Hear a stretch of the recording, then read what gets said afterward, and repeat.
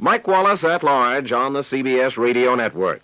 Liza Minnelli is a star and a big one in her own right. She is no longer just Judy Garland's daughter. And yet much of Judy Garland is in Liza, as it is with Judy's other children, Lorna and Joey Luft.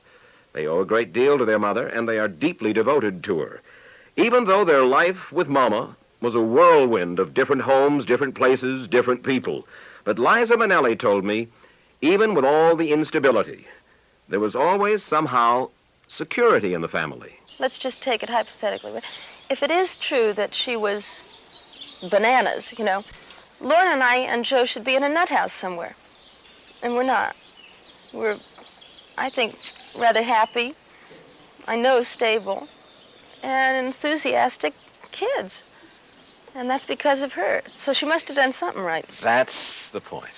She must have done something. She must have somehow put you in such a cotton batten of love that you knew pretty much who you were along the way. And intelligence.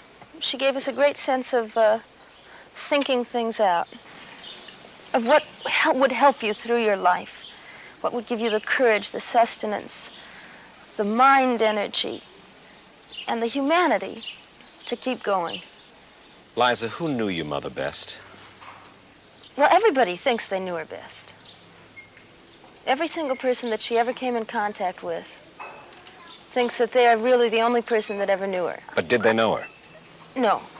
Well, she was a kaleidoscope, and she was very mercurial. She was one way with one person and a completely different way with another person. She knew herself, do you think? I think she probably knew herself better than anybody else knew her. Jack Kennedy and she apparently were good friends. Yeah. And I mean just good friends. Yes. It was family friends. We spent a couple of summers, we spent actually just one summer, in Hyannisport with all of the kids and all of the sisters and brothers and our family. And we had a wonderful time. And when he was president, she used to talk to him on the telephone once a week or something? Yeah, practically once a week. And he was dear with her, and she was terrific with him. And at the end of the conversation, he'd always say, "Okay, sing me the last 8 bars." And she'd sing the last 8 bars of Over the Rainbow, and he'd say, "All right, I can go on," And just seriously? Very, very sweet to her. And she never made that public because she didn't want to, cash in on anything like that. Liza, you've said that she needed someone to cry over her. Remember saying that? Mm-hmm. Really? She said a great thing. One of her phrases that she said to me was, "Attention must be paid."